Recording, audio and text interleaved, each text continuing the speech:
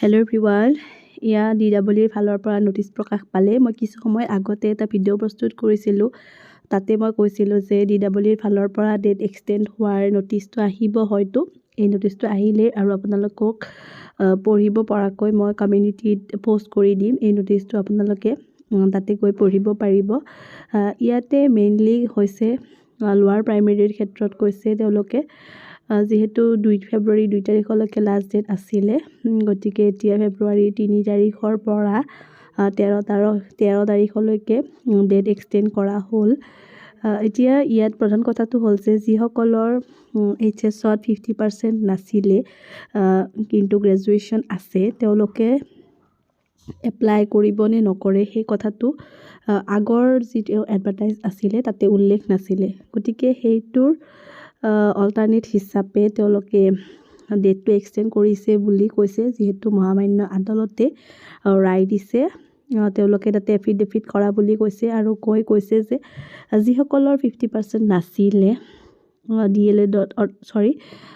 HS-ত 50% নাই কিন্তু গ্ৰেজুৱেশ্যন আছে, তেওঁলোকে এপ্লাই কৰিব পাৰিব। কিছুমানে হয়তো আগতে কৰিছিল কিন্তু এলিজিবল হয় নে নহয় অকণমান সন্দেহ আছিল।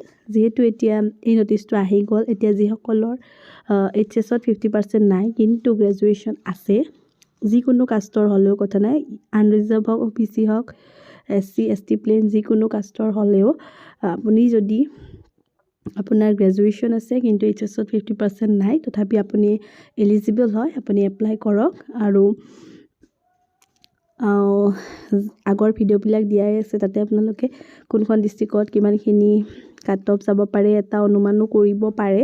তো তাৰ এই ভিডিঅ'বোৰ চাই আপোনালোকে এপ্লাই কৰিব পাৰে। এইখিনি আছিল আজিৰ ভিডিঅ'টো, আপোনালোকে চাই ল'ব। মই কমিউনিটিত এই যিটো PDF ফৰ্মেট আছে এইটো দি দিম। ইয়াতে প্ৰধানকৈ সেইসকলৰ কাৰণেই দিয়া হৈছে যি 50% নাই কিন্তু গ্ৰেজুৱেশ্যন আছে, তো তেওঁলোকে এপ্লাই কৰিব পাৰে। ইয়াতে আৰু এটা কথা উল্লেখ কৰিছে যে গ্ৰেজুৱেশ্যন এণ্ড লোৱাৰ প্ৰাইমেৰীৰ ক্ষেত্ৰতহে কৈছে যে ইয়াতে চাওক লিখা আছে apply for the regular post of assistant teachers in lower primary schools under the Directorate of Elementary Education, Assam against the advertised number.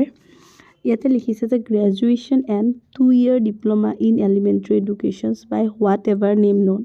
গতিকে ইয়াতে DLEDৰ আপোনালোকৰ ODLৰ হওক বা SCRTৰ হওক বা যি ৰেগুলাৰ কোৰ্চ কৰিছে তেওঁলোকৰ হওক, যিকোনো 2 বছৰীয়া কোৰ্চৰ DLEDটো ইয়াতে ছাপোৰ্ট কৰিব, অৰ্থাৎ এলিজিবল হয় তেওঁলোকে। এই কথাটো কিন্তু মেনশ্যন কৰিছে, এইটো এটা আপোনালোকে মন কৰিব। আৰু এটা কথা, 2 তাৰিখে ৰাতি 10টা বজাত ক্ল'জ হৈ যাব। গতিকে নেক্সট দিনা অৰ্থাৎ 3 তাৰিখে আৰু কিবা তেওঁলোকে অকণমান মডিফাই কৰিব ছফ্টৱেৰটো, তাৰপিছত আকৌ 3 তাৰিখৰ পৰা আপোনালোকে এপ্লাই কৰিব পাৰিব 13 ফেব্ৰুৱাৰী ৰাতি 10 বজালৈকে। আপোনালোকৰ কাৰণে এইখিনি সময়সীমা বঢ়াই দিলে।